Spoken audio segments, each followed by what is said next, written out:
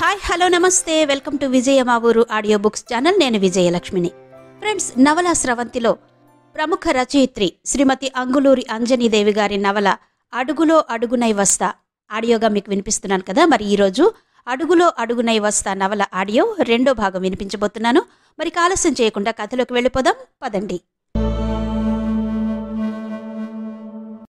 నీతో కొంచెం మాట్లాడాలి రత్న, అందుకే రమ్మని ఫోన్ చేశాను. ఇక్కడ కాదు, వదిన వింటుంది, పద పైకెళ్ళి మాట్లాడుకుందాం అంటూ ఆమెను టెర్రస్ మీదకి తీసుకెళ్లాడు ప్రమోద్. త్వరగా చెప్పన్నయ్యా అంది రత్నరాశి. రామస్వామి మామయ్య సంవత్సరం క్రితం ఒక ల్యాండ్ కొంటూ నన్ను డబ్బులు అడిగాడు రత్న. నా దగ్గర లేవన్నాను. ఒక నెల లోపలే నీ డబ్బులు తిరిగిచ్చేస్తాన్రా, ఎక్కువ రోజులు అవసరం లేదు, వేరే వాళ్ల దగ్గర నుండి నాకు డబ్బులొస్తాయి అంటూ మా ఆఫీస్ దగ్గరకొచ్చి నా శాలరీ మీద లోన్ తీయించాడు. అది కూడా సరిపోదని బయట వడ్డీకి తెచ్చి ఇమ్మన్నాడు. ఆయన మాట ప్రకారమే నెలే కదా అన్న ధైర్యంతో బయట వడ్డీకి తెచ్చి ఇచ్చాను. ఇచ్చి సంవత్సరం దాటింది. అంటే కౌశల్ని నేను హాస్టల్లో చేర్పించకముందనుకో. ఇంతవరకు ఇవ్వలేదు. ఫోన్ చేసి అడిగితే ఇస్తాను అంటాడే కాని ఇవ్వడు. ఆయన కూడా ఇంతకు ముందు వచ్చినట్టు నా దగ్గరికి రావట్లేదు. ఫోన్ చేస్తే లిఫ్ట్ చెయ్యట్లేదు అంటూ ఆయనకు ఎంత డబ్బు ఇచ్చాడో, డబ్బిచ్చాక ఆయన ఎంత బాధ పెడుతున్నాడో క్లియర్గా చెప్పాడు ప్రమోద్. అది వినగానే రత్నరాశి కళ్ళు తేలేసింది. అంత డబ్బు ఎలా ఇచ్చావన్నయ్యా? నీకొంచెమైనా ఉందా అంది. నువ్వే కదమ్మా, మామయ్య పొలం కొనాలని ఉన్నాడు, డబ్బులు సరిపోక అవస్థ పడుతున్నాడు, నిన్ను అడుగుతాడేమో నువ్వు ఇవ్వు అని చెప్పావు. నువ్వు చెప్పావనే ఇచ్చాను. ఇందులో నా తప్పేముంది? ఆయన నెలకే ఇస్తానని సంవత్సరం దాటినా ఇవ్వలేదు. అది ఆయన తప్పు, నాదేముంది అన్నాడు. కాని ఇచ్చేటప్పుడు నువ్వు నాతో కానీ అమ్మతో కానీ చెప్పలేదు. ఇంత ఇస్తున్నానని చెప్పలేదు. లోన్ తీశానని చెప్పలేదు. మరి ఇంత రహస్యంగా ఎలా ఇచ్చావు అంది దబాయింపుగా. మామయ్య ఎవ్వరికీ చెప్పొద్దన్నాడు రత్న, అందుకే చెప్పలేదు. లేకుంటే నీకు అమ్మకు చెప్పకుండా నేనేమైనా చేస్తానా అన్నాడు. అది కాదన్నయ్యా, నేను నీ జీతం మీద లోన్ తీసుకుని ఆయనకిమ్మనలేదు. నీ దగ్గర ఉన్నదో లేక వదిన వాళ్ల తాతయ్య వదిన కోసం ఇచ్చిందో ఉంటే ఇస్తావనుకున్నాను అంది. అది కూడా ఇచ్చాను రత్న అన్నాడు. అది ఇచ్చినా ఏం కాదులే అన్నయ్యా, అది ఉన్నా వదిన ఏం చేసుకుంటుంది? వదినకు ఆస్తులతో డబ్బులతో ఏం పని? ఇప్పటికే నువ్వు సంపాదించి తెచ్చి పడేస్తుంటే కళ్ళు నెత్తిన పెట్టుకుని తిరుగుతుంది. ఇంకా ఎందుకు? అదే మన మావయ్యకిస్తే కనీసం పొలమైనా కొనుక్కుంటాడు. అవసరంలో ఇచ్చామని నలుగురికి చెప్పుకుంటాడు. ఎంతైనా మనమ్మ తమ్ముడు కదా, ఆయనకు కూడా మనమంటే ప్రేమ ఉంది, అందుకే ఇమ్మన్నాను అంది రత్నరాశి. నేను కూడా అందుకే ఇచ్చాను. కాని ఆయనకు ఎంత ఇచ్చినా సరిపోలేదు రత్న. ఇంకా నువ్వేమిచ్చావు, నాకింకా కావాలి అని సతాయిస్తున్నాడు. ఇచ్చింది మాత్రం తిరిగి ఇవ్వడం లేదు. 5 ఎకరాల ల్యాండ్ కదా, అంత తక్కువ రేటుకి మళ్ళీ దొరుకుతుందో లేదో అని ఇచ్చాను. లేకుంటే ఎందుకిస్తాను? నేను చేసింది మంచి పనే, ఆయనే మాట నిలుపుకోలేదు. అది తలుచుకుంటేనే భయంగా ఉంది అన్నాడు ప్రమోద్. భయం ఎందుకుండదు? నీ దగ్గర్నుండి తెలివిగా డబ్బులాక్కుని 5 ఎకరాల ల్యాండ్ కొనుక్కున్నాడు. చక్కగా ఆయన పేరుతో పెట్టుకున్నాడు. నువ్వేమో చదువుకున్నాను, ఉద్యోగం చేస్తున్నాను, నాకంతా తెలుసనుకుని ఆయన మనసులో ఏముందో తెలుసుకోలేకపోయావు. అయినా ఇస్తాడులే అన్నయ్యా, ఆయనకే బోల్డ్ ఆస్తులున్నాయి, అవి అమ్మైనా ఇస్తాడు. నువ్వేం టెన్షన్ పడకు అంది రత్నరాశి. నా టెన్షన్ అది కాదు రత్న, నేనిచ్చిన అమౌంట్కి ఆయన కనీసం వడ్డీ కూడా కట్టట్లేదు. నేనే కడుతున్నాను. సంవత్సరం దాటింది. ఇప్పుడు నాకు శాలరీ మొత్తం రాకపోయినా వస్తున్న ఆ శాలరీలోనే నెల నెల వడ్డీ కడుతున్నాను. కట్టకపోతే ఇంటికొచ్చి గోల్ చేస్తారు. అందుకే ఇదంతా మీ వదనకు చెప్పకుండా హరిణితో వెళ్ళి ఆ బిజినెస్ చేసుకోమని చెప్పాను. తనైనా కాస్త సంపాదిస్తే ఇంటినైనా చూసుకుంటుందని. ఇప్పటికే ఇంట్లోకి ఏం కావాలో నేను చెప్పకపోయినా తనే తెస్తుంది. నువ్వు చూస్తున్నావుగా అన్నాడు ప్రమోద్. మరలాంటప్పుడు వదిన్ని నువ్వెంత బాగా చూసుకోవాలి? రాత్రి క్యాబ్స్ దొరక్కనే కదా తేజ్వర్ధన్ కారులో వచ్చానని చెప్పింది. నువ్వది నమ్మాల్సిన అవసరం ఉండి కూడా ఎందుకిలా రెచ్చిపోతున్నావు? బయటికెళ్ళి పనులు చేస్తున్నప్పుడు ఇలా ఫ్రెండ్స్ కారులో రావడం మామూలే. ఇలాంటివి చూసి చూడనట్టు వదిలేయాలి. అయినా నువ్వింకా ఏ కాలంలో ఉన్నావన్నయ్యా? ఇప్పుడసలు భార్యల్ని ఎవరైనా అనుమానిస్తున్నారా? నా భార్య బాగుండాలి, ఇంకా బాగా సంపాదించాలి, ఇంకా ఇంకా ఎదగాలి అనుకునేవాళ్లే ఉన్నారు అంది రత్నరాశి. ఇదంతా నువ్వు కావాలనే చెబుతున్నావు, కడుపులో ఉన్నది కాదు. ఇలాంటివి నాకు చెప్పకు రత్న, నాకుండే ఎమోషన్స్ నాకున్నాయి అన్నాడు ప్రమోద్. అయితే ఇంకే, నువ్వు నీ ఎమోషన్స్తోనే బ్రతుకు. రేపటి నుండి వదిన్ని ఇంట్లోనే ఉంచుకో అంది. ఇంట్లో ఉంచుకుంటే ఇల్లెలా గడవాలి? నా నెత్తిమీద రామస్వామి మామయ్య పెట్టిన చెయ్యి మామూలుదా? నా ఇంటి పునాదుల్నే కదిలించింది. అది నీకింతసేపు చెప్పినా ఇంకా అర్థం కాలేదా? అన్నాడు ప్రమోద్. అర్థమైంది కాబట్టే ఇదంతా. లేకుంటే ఇలా మాట్లాడాల్సిన అవసరం నాకేముంది? ఇకనైనా అందితే జుట్టు అందకపోతే కాళ్ళు అన్నట్టుగా ఉండు, బాగుపడతావు అంది. నీలాగనా అని మనసులో అనుకోబోయి పైకే అన్నాడు ప్రమోద్. అదిగో ఆ వెటకారపు మాటలే వద్దు అంది రత్నరాశి. సరేలే, మనకు గొడవలెందుకు గాని ముందు నాకు ఆ డబ్బులు వచ్చేటట్టు చూడు రత్న. నువ్వన్నట్టు నేనుండలేనులే. అదే అందితే జుట్టు అందుకుంటే కాళ్ళు అన్నావు చూడు, అలా అన్నాడు ప్రమోద్. నువ్వుండవులే అన్నయ్యా, నీ సంగతి నాకు తెలీదా? ఎడ్డెమంటే తెడ్డెమంటావు, ఏది నమ్మితే దాన్నే పట్టుకుంటావు. ఇలా అయితే వదిన ఎప్పుడో ఒక రోజున ఆ బిజినెస్ మానేస్తుంది. అప్పుడు నువ్వు ఆ కదిలిన నీ పునాదుల మీద వణుక్కుంటూ కూర్చోవాలి. నువ్వు చేసిందేవైనా చిన్న పనా అంది. అలా అని ఇన్ని రోజులు నా కంట్రోల్లో ఉన్న నా భార్యను గాలికి వదిలేయాలా? తను ఎలా ఉంటానంటే అలా ఉండనివ్వాలా? నువ్విలా చెప్పకు రత్న, ఇప్పటికే నా బాధలు నాకున్నాయి అన్నాడు ప్రమోద్. ఉన్నాయి కాబట్టే చెప్పాను. ఇక నీ ఇష్టం. ఇప్పుడు నేనేం చెయ్యాలో చెప్పు. నేను త్వరగా ఇంటికి వెళ్ళాలి. బావ కోపం నీకు తెలుసుగా అంది రత్నరాశి. నువ్వు వెళ్ళి మామయ్యను గట్టిగా అడుగు రత్న. ఎలాగోలా నాకు ఆ డబ్బులొచ్చేలా చెయ్యి. నేను అడిగి అడిగి అలసిపోయాను, విసిగిపోయాను. అసలు నెల లోపలే ఇస్తానని ఇన్ని రోజులు ఎందుకివ్వలేదో, ఎందుకు నా ఫోన్ లిఫ్ట్ చేయట్లేదో తెలియట్లేదు. అప్పటికీ ఇంటికి కూడా వెళ్ళి అడిగాను చాలాసార్లు. ఏదో ఒకటి నచ్చ చెప్పి పంపిస్తున్నాడు. ఇప్పుడు నువ్వెళ్ళి అడుగు, ఎలా తప్పించుకుంటాడో చూద్దాం అన్నాడు ప్రమోద్. అడుగుతానన్నయ్యా, ఎందుకు అడగను? ఆయన ఇలా చెయ్యడం ఎంత తప్పు? అసలు నువ్వు చెప్పేది వింటుంటే కడుపు రగిలిపోతుంది. ఆయనేమో అక్కడ పొలాలు స్థలాలు కొంటుంటే నువ్విక్కడ వడ్డీలు కట్టుకుంటూ ఉంటావా? ఇదెక్కడి న్యాయం? వెళ్ళి దులిపేస్తాను అంది. అది వినగానే కొద్దిగా ధైర్యం వచ్చింది ప్రమోద్కి. అందుకే ఈ విషయం నీదాకా తెచ్చాను రత్న, లేకుంటే నీకు చెప్పేవాడిని కాదు అన్నాడు. నువ్వింకేం చెప్పకన్నయ్యా, నేను మామయ్య దగ్గరకు వెళతాను. నీకు తెలుసుగా నా నోరేంటో. నా నోటికి భయపడి చచ్చినట్టు నీ డబ్బులు నీకిస్తాడు. ఏదో మేనమామనుకుంటే ఇలా చేస్తాడా? అసలు ఆయనకు డబ్బులిమ్మని నీకు చెప్పిందే నేనే వాటిని నీకిప్పిస్తాను. ఇప్పుడే మా ఇంటికెళ్ళి తర్వాత ఆయన దగ్గరకు వెళ్తాను అంది. ఇప్పుడే ఎందుకు? రేపెళ్ళొచ్చులే, ఒక్కరోజైనా ఉండకుండా వెళ్తావా అన్నాడు. పిల్లల్ని వదిలొచ్చాను కదన్నయ్యా, ఇక్కడ ఉండలేనులే అన్నయ్యా, ఇంకోసారి వస్తానులే. ముందు మనకి పని కావాలి. నీ డబ్బులు నీకు రావాలి. సరేగాని నీ డబ్బులు నీకు వచ్చేలా చేస్తే నువ్వు నాకేమిస్తావు అంది. నువ్వేది అడిగితే అదిస్తాను. చెప్పమ్మా, నీకేం కావాలి అన్నాడు స్పష్టంగా. నాకేం కావాలో అవసరం వచ్చినప్పుడు అడుగుతాను. నీ దగ్గర ఇప్పుడు మాట తీసుకున్నది అందుకే. నువ్వు నాకు మాటిచ్చావు, ఆ విషయం మర్చిపోకు. పదన్నయ్యా, ఇంట్లోకెళదామింకా. నేను వెళ్ళొస్తానని వదినతో చెప్పి వెళ్తాను అంటూ గబగబా క్రిందికి దిగింది రత్నరాశి. రత్నరాశి వెళ్లేసరికి అనురూప హాల్లో కూర్చుని ఉంది. ఇదేంటి, వదిన ఎక్కడుంది? గదిలోకి వెళ్ళిందిగా పడుకుంటానని అనుకుంటూ, వదినా, ఇక్కడున్నావేంటి? పడుకోలేదా?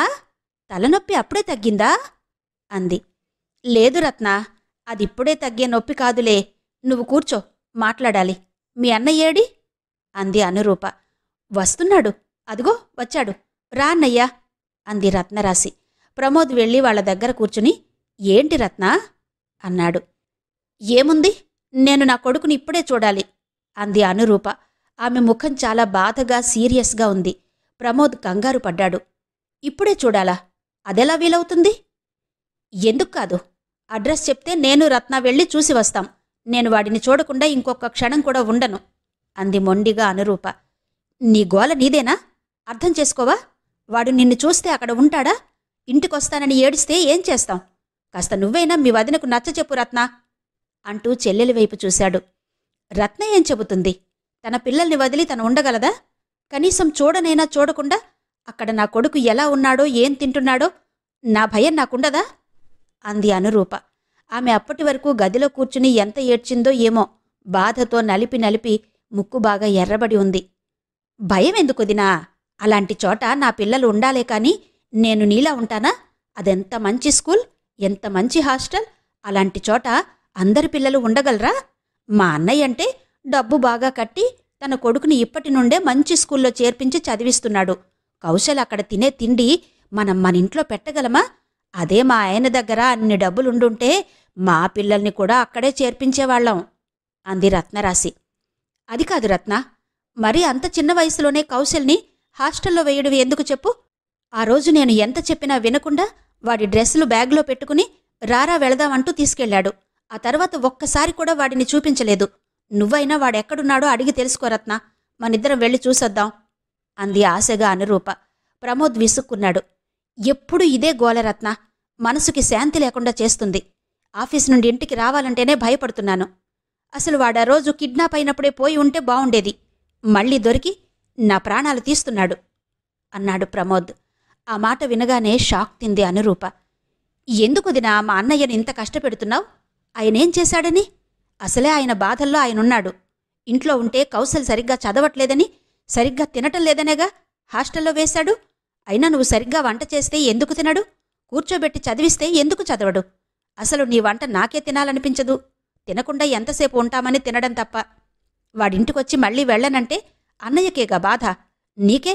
నువ్వు బాగానే ఉంటావు నవ్వుకుంటూ అంది రత్నరాశి. ఈసారి మరింత షాక్ తింది అనురూప. అనురూప నెమ్మదిగా తేరుకుని, అది కాదు రత్న, హాస్టల్ దగ్గరికి అందరి తల్లులు వచ్చి చూస్తుంటే కౌశల్కి మా అమ్మ రాలేదని బాధ ఉండదా? తల్లి కోసం ఎదురు చూసే వయసే కదా వాడిది. నాకు మాత్రం ఉండదా నా బిడ్డను చూడాలని? కన్న పేగు కాదా నాది? వాడు కడుపులో ఉన్నప్పుడు కాని పుట్టాక కాని ఎన్ని కలలు కన్నాను, వాడిని ఇలా పెంచాలి అలా చదివించాలి అని అంది అనురూప. ఇప్పుడేమైందొదినా? వాడు నీ దగ్గర ఉంటేనేంటి, హాస్టల్లో ఉంటేనేంటి, ఎక్కడ ఉన్నా బాగుంటే చాలు కదా. ఇంకా నీ దగ్గరుంటేనే ఇబ్బంది. నువ్వు మాలాగా పిల్లలకి భయం చెప్పుకుని పెంచలేవు. ఎవరేమిచ్చినా తీసుకోవద్దని గట్టిగా చెప్పుకోలేవు. అందుకేగా అప్పుడు వాడి కిడ్నాప్ అయింది.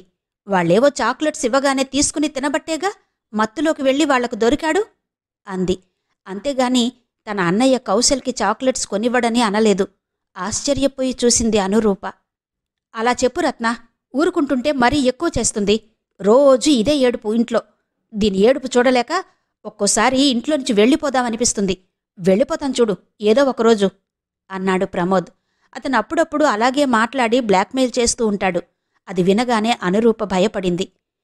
అన్నయ్య వెళితే నువ్వొక్కదానివే ఉంటావా వదినా?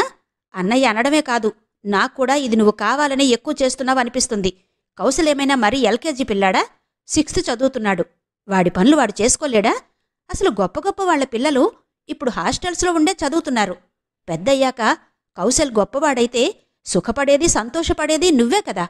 అయినా నీ కొడుకంటే నీకున్నంత ప్రేమ నాక్కూడా మా శైలేంద్ర మీద లేదు. నీకు నిజంగానే నీ కొడుకంటే ప్రాణం వదినా. అలా అని వాడి నోటికాడ చదువు తీకు.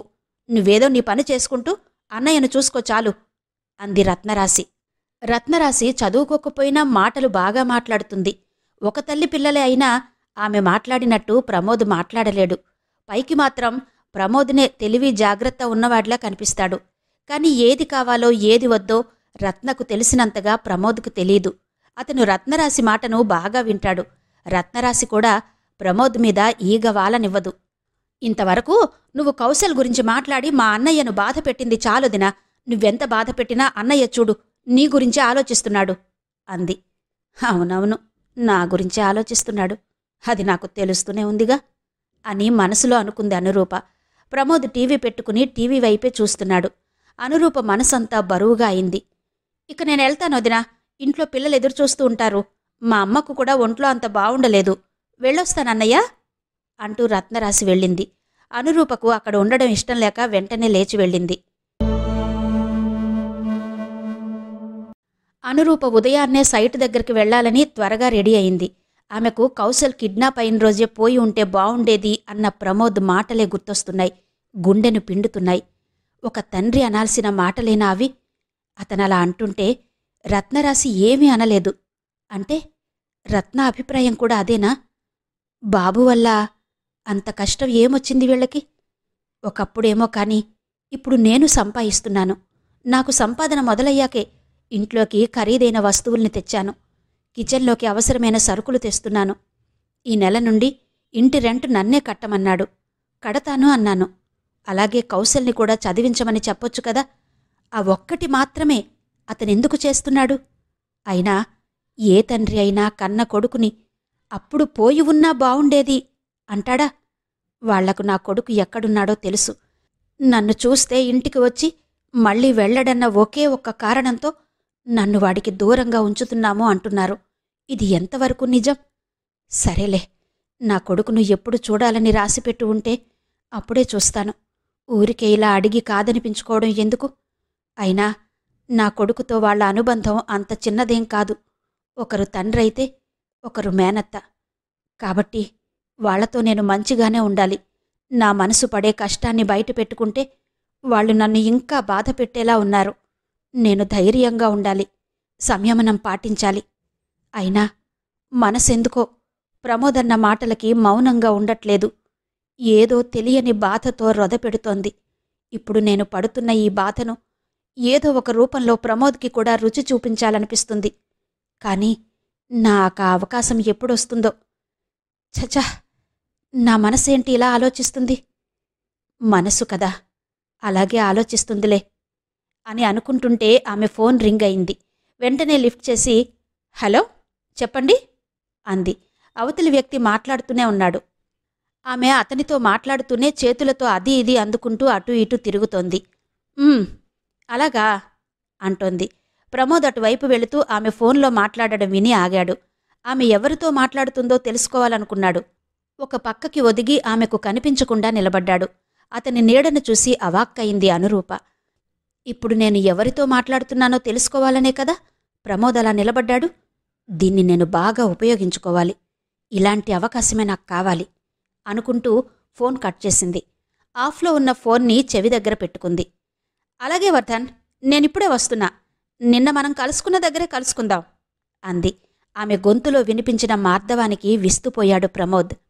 అనురూప మాట్లాడేది తేజ్వర్ధన్తోనేనా? ఇంత బాగా మాట్లాడుతుందా అని అనుకుంటూ వెంటనే ఆమె దగ్గరకొచ్చాడు. వర్ధన్ అంటే ఎవరను అన్నాడు. నిన్న రాత్రి నన్ను కారులో డ్రాప్ చేసిన అతను ప్రమోద్. వర్ధన్ అంటే అతనే, తేజ్వర్ధన్ అంది. తేజ్వర్ధనా అంటూ నోరు తెరిచాడు ప్రమోద్. అతను నీకు తెలుసా ప్రమోద్? ఏదో బాగా తెలిసినట్టు తేజ్వర్ధన అంటున్నావు అంది తెరిచి ఉన్న అతని నోటివైపు చూసి. అతనెవరో నాకు తెలీదు అంటూ తల ఊపాడు ప్రమోద్. అతని ముఖంలో విపరీతమైన ఆశ్చర్యం, ఆందోళన. అతనికింకా తేరుకోలేదు. అలాగే చూస్తున్నాడు. వర్ధన్ నన్ను అర్జెంటుగా రమ్మంటున్నాడు ప్రమోద్. ఇవాళ ఒక పార్టీకి రిజిస్ట్రేషన్ చేయించేదుందట. నీకు బాక్స్ పెట్టాను, టిఫిన్ తిని ఆఫీస్కు వెళ్ళు. నేను తేజ్తో కలిసి టిఫిన్ బయట తింటాను అంటూ గబగబా బయటకు వెళ్లి చెప్పులేసుకుంది. అతను తేరుకుని, ఈ వర్ధనేంటి, తేజేంటి, ఈ చనువేంటి, ఇంత ముద్దుగా చెబుతుందేంటి అని అనుకుంటూ బయటికెళ్లి చూసే లోపలే ఆమె వెళ్ళింది. తేజ్వర్ధన్ పేరు చెబితే ప్రమోద్ ముఖంలో ఎలాంటి మార్పులొస్తాయో చూడాలనుకుంది. చూసింది. ఇదే కావాలి నాకు. ఇలాగే క్షణక్షణం టెన్షన్ పెట్టాలి ప్రమోద్ని. నేనింటికొచ్చే వరకు నన్ను తేజ్వర్ధన్ను గుర్తు చేసుకుంటూ తనలో తనే ఏడుస్తూ ఉండాలి. బాగా ఏడవాలి. లేకుంటే నాకు నా కొడుకు కౌశల్ ఎక్కడున్నాడో చెప్పడా? ఒక్కసారి కూడా చూపించడా? నన్ను చూస్తే వాడింటికొస్తానని ఏడుస్తాడా? నేను వాడిని చూడాలని ఎంత తప్పించిపోతున్నానో అర్థం చేసుకున్నాడా ఎప్పుడైనా? నేనెవరికి చెప్పుకోవాలి నా బాధ? కారణమేదైనా ప్రమోద్ కూడా నాలాగే ఏడవాలి. చూస్తూ ఉండు ప్రమోద్, నిన్ను ఎలా ఏడిపిస్తానో అని మనసులో అనుకుంటూ ఆమె బుక్ చేసుకున్న క్యాబ్ రాగానే అందులో కూర్చుంది. ఆమె క్యాబ్లో ఉండగానే నిన్న ల్యాండ్ పేపర్స్ పట్టుకెళ్లిన కస్టమర్ ఫోన్ చేశాడు. ఎక్కడున్నారు మేడం, వస్తున్నారా అన్నాడు. వస్తున్నానండి, క్యాబ్లో ఉన్నాను. సరే, త్వరగా రండి మేడం, నాకు కొంచెం వేరే పనుంది, ఢిల్లీ వెళ్ళాలి అన్నాడు కస్టమర్. ఓకే అండి, వస్తున్నాను. మీరిప్పుడెక్కడున్నారు? ల్యాండ్ దగ్గరున్నారా? అక్కడికే రావాలా అంది అనురూప. లేదు మేడం, మీరు నేరుగా బంజారాహిల్స్ రోడ్ నెంబర్ 2లో ఉన్న మన ఆఫీసు దగ్గరికి రండి.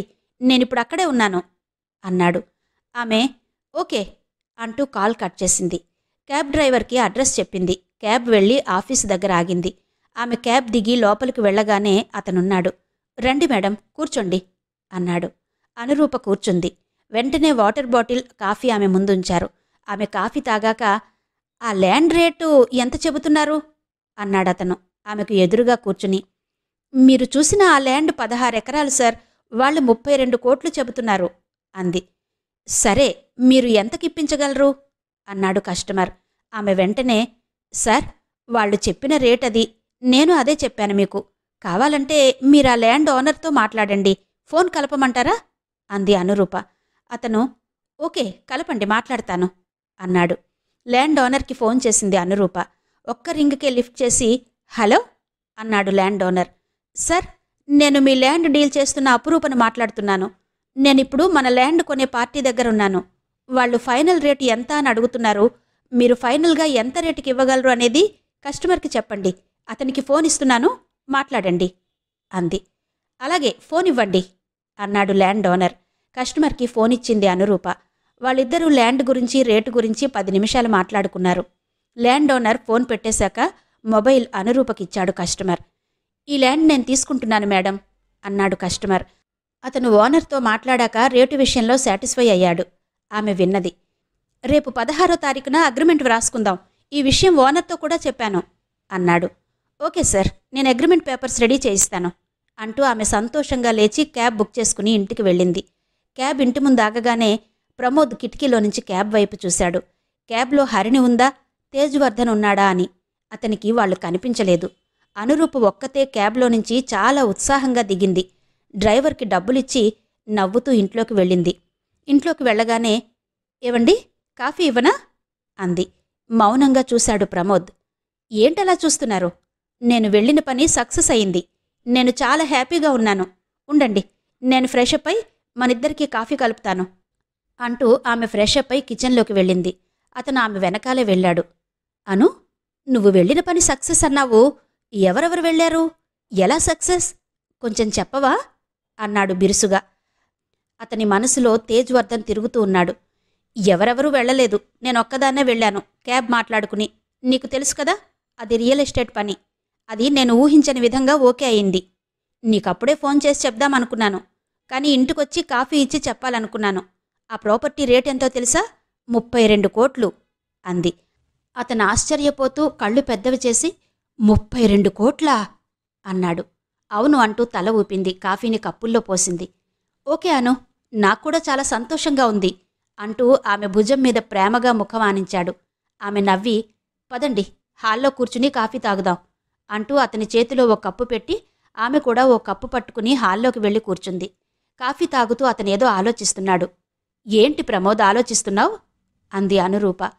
ఏం చెప్పాలో తెలియక ఆలోచన కాదు సంతోషం అన్నాడు. ఆమె నవ్వి ఇదేం సంతోషం, ఇంకా ఇంకా ఇలాంటి ప్రాపర్టీస్ నేను అమ్మి పెట్టాలని కోరుకోండి, అప్పుడు ఇంకా సంతోషపడొచ్చు అంది. అతని కళ్ళు వెలిగాయి, కానీ మనసు వెలగలేదు. కాఫీ తాగాక నేను కొంచెం రెస్ట్ తీసుకుంటాను గదిలోకి వెళ్ళి అని లేచి గదిలోకి వెళ్ళింది. ఆమె గదిలోకి వెళ్ళగానే టీవీ ఆన్ చేశాడు. ఏదో ప్రోగ్రాం వస్తోంది. కళ్ళు ప్రోగ్రాం వైపు చూస్తున్నా అతని మెదడులో తేజ్వర్ధన్ తిరుగుతున్నాడు. అప్పుడే కాదు, అతను పొద్దుట నుండి అలాగే తిరుగుతున్నాడు. అనురూప కూడా నాలాగే అతని గురించి ఆలోచిస్తుందా? అందుకే రెస్ట్ పేరుతో గదిలోకి వెళ్ళిందా?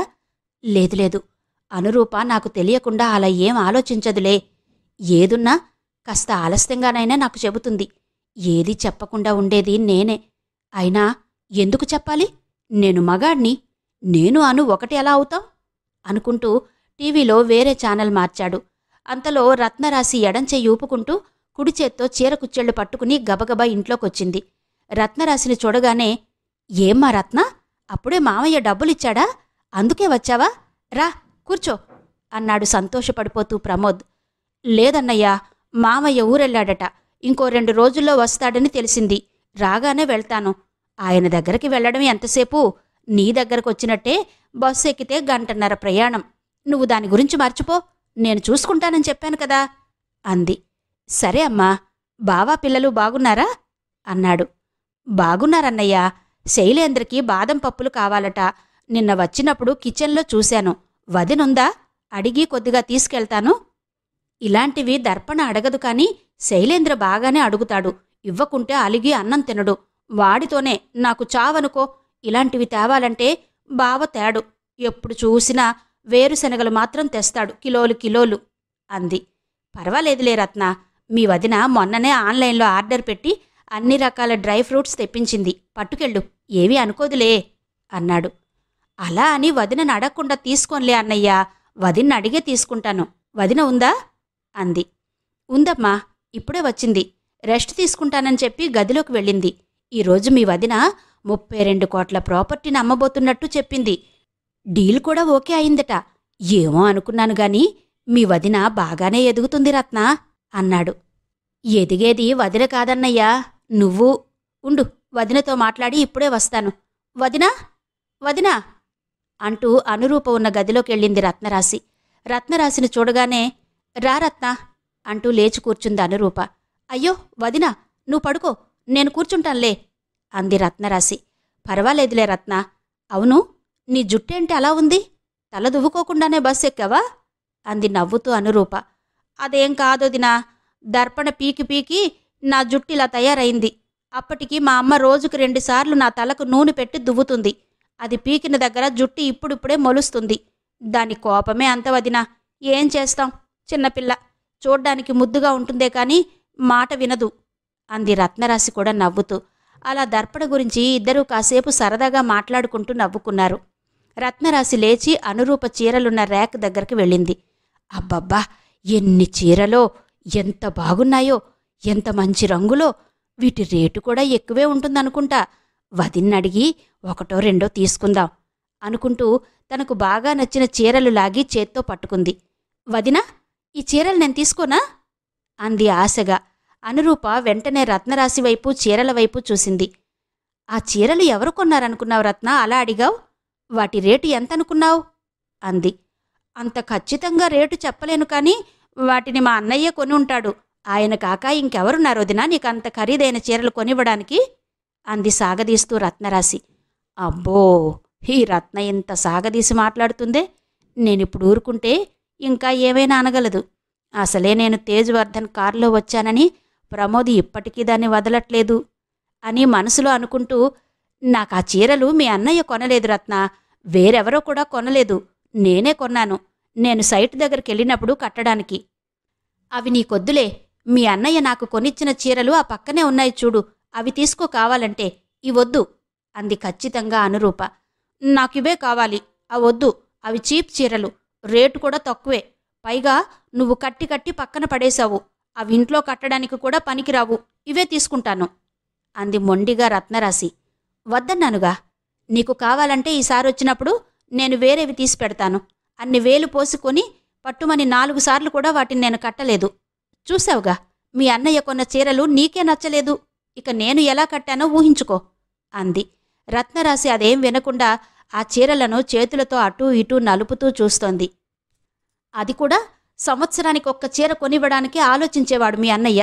ఒకవేళ కొనిచ్చినా డిస్కౌంట్లో ఇచ్చే డ్యామేజ్ చీరలు కొనిచ్చేవాడు. నాకది తెలియక ఆ డ్యామేజ్ చూడగానే రిటర్న్ చేద్దాం లేదా ఎక్స్చేంజ్ చేద్దాం ప్రమోద్ అని అనేదాన్ని.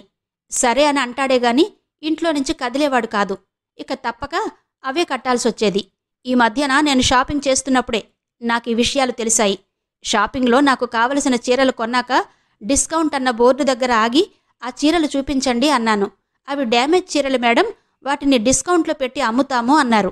అప్పుడు తెలిసింది నాకు మీ అన్నయ్య ఎలాంటి చీరలు కొనేవాడో అంది అనురూప. ఆమె ఆ విషయంలో ఇప్పటికీ బాగా ఫీల్ అవుతున్నట్టు కనిపించింది. అన్నయ్య ఏదో తెలియక కొని ఉంటాడులే వదినా, నువ్వు ఈ విషయాన్ని ఎక్కువగా ఆలోచిస్తున్నావు. మరీ అన్నయ్యను అంతగా తీసి పడేయకు అంది రత్నరాశి. అయ్యో, నేను ఆ ఉద్దేశంతో అనట్లేదు రత్న. మీ అన్నయ్య కొనిచ్చిన చీరలు తీసుకోమంటే నీకు నచ్చలేదు అన్నావు కదా, అందుకే ఇంత వివరంగా చెప్పాల్సొచ్చింది అంది అనురూప. అమ్మో, ఈ చీరల్ని నేను ఇలాగే పట్టుకుంటే ఇంకా ఏమంటుందో ఏమో. వీటిని ముందు షెల్ఫ్లో పెట్టాలి. ఇప్పుడు నాకు కావలసింది ఈ చీరలు కాదు, బాదం పప్పులు అనుకుంది రత్నరాశి. అనురూప రత్నరాశి వైపు చూసి తన మనసులో, ఏ మనిషికైనా కనీస సంతృప్తినిచ్చేది కడుపు నిండా తిండి, చూడడానికి డిగ్నిటీగా అనిపించే బట్టలు, అవి కూడా నాకు సమపాళ్లలో అందివ్వకుండా మీ అన్నయ్య చాలా జాగ్రత్త పడేవాడు. కౌశల్కైతే ఎప్పుడు చూసినా ముక్కులోంచి బ్లడ్ వచ్చేది. అలా ఎందుకొచ్చేదో అప్పుడు తెలియలేదు, కానీ ఇప్పుడు తెలుస్తోంది. సరైన పోషక విలువలు ఉన్న తిండి అందక అని. పోనీ అంత స్తోమత లేదా అంటే అది కూడా కాదు. ఇంకెవరికో ఏదో చెయ్యాలని? ఎవరికో ఏం కాదులే, ఆ రామస్వామికి చెయ్యాలనే కౌశల్కి చాక్లెట్లు కొనాలన్నా బిస్కెట్లు కొనాలన్నా ఎంతగా ఆలోచించేవాడు. అదే ఆ రోజు చాక్లెట్ ఇంట్లోనే ఇచ్చి ఉంటే ఆ కిడ్నాపర్లు ఇచ్చిన చాక్లెట్లకి ఆశపడి కౌశల్ వాళ్ళతో వెళ్లేవాడా? ఎంత ఏడ్చాను వాడి కోసం. వాడా రోజు దొరక్కుంటే ఆ బాధలో అసలు నేను బ్రతికేదాన్నే కాదేమో. ఇప్పుడేమో వాడు ఉన్నా వాడిని చూపించకుండా ఏడిపిస్తున్నాడు అనుకుంది మనసులో అనురూప. రత్నరాశికి అనురూప ఏం ఆలోచిస్తుందో అర్థం కాక వెంటనే చీరలు తీసుకెళ్లి షెల్ఫ్లో పెట్టింది. నెమ్మదిగా వెళ్ళి అనురూప పక్కన కూర్చుంది. వదినా, నీకో విషయం చెప్పాలి అంది. ఏంటో చెప్పు రత్నా, చీరల గురించైతే చెప్పొద్దు అంది అనురూప. చీరల గురించి కాదు వదినా, ఇది వేరే విషయం వదినా అంది రత్నరాశి. వేరే విషయమా? అయితే చెప్పు అంది అనురూప. మా అమ్మ నీ దగ్గర ఉంటే నువ్విబ్బంది పడతావని నా దగ్గరకే తీసుకెళ్లి ఉంచుకున్నాను. ఇప్పుడు మా అమ్మ బాధ కూడా లేదు నీకు. మా అన్నయ్యను బాగా చూసుకో. ఉండేది మీ ఇద్దరే, కౌశల్ కూడా లేడు. సంతోషంగా ఉండండి అంటూ 2 చేతులు పట్టుకుంది. ఎంత బాగా చెప్తుంది ఈ రత్న. ఎవరి జీవితం వారికి భగవద్గీత అనడం ఇదేనేమో అని అనుకుంటూ, రత్న అంటే అన్నానంటావు గాని నేను మీ అమ్మను నా దగ్గర ఉండొద్దని ఎప్పుడైనా చెప్పానా? నువ్వే కదా మా పిల్లలతో ఇంట్లో పని చేసుకోలేకపోతున్నాను, మా అమ్మను తీసుకెళ్తాను వదినా అని తీసుకెళ్ళావు. అది సరే, ఇప్పుడు కొత్తగా మీ అన్నయ్యను బాగా చూసుకోమని చెబుతున్నావెందుకు? నేను బాగా చూసుకోవడం లేదా అంది. అన్నయ్య మనసులో ఏదో బాధ ఉంది వదినా, అందుకే అలా అన్నాను. ఆయనకు నువ్వు తప్ప ఎవరున్నారు చెప్పు అంటూ 2 చేతులు వదిలి గడ్డం పట్టుకుంది. ఇప్పుడేం జరిగిందని ఈ రత్న నన్నిలా చేతులు గడ్డం పట్టుకుంటుంది అని ఆలోచించింది అనురూప. ఆమెకేం అర్థం కాలేదు. నువ్వు 6 నెలలుగా ఈ బిజినెస్ చేస్తున్నావు. అన్నయ్య ఎప్పుడూ నీ గురించి బాధపడలేదు. నువ్వా రోజు కారులో అని ఆమె అనగానే, ఈ కాపు రత్న అన్నట్టు చెయ్యెత్తి రత్న కళ్ళలో కళ్ళు పెట్టి సూటిగా చూసింది అనురూప. వెంటనే మాట్లాడడం ఆపింది రత్నరాశి.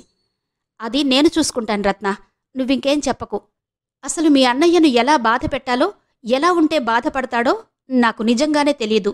తెలిస్తే ఏ వీధి చివరో దిగకుండా ఇంటి వరకు కారులో వచ్చేదాన్ని కాదు.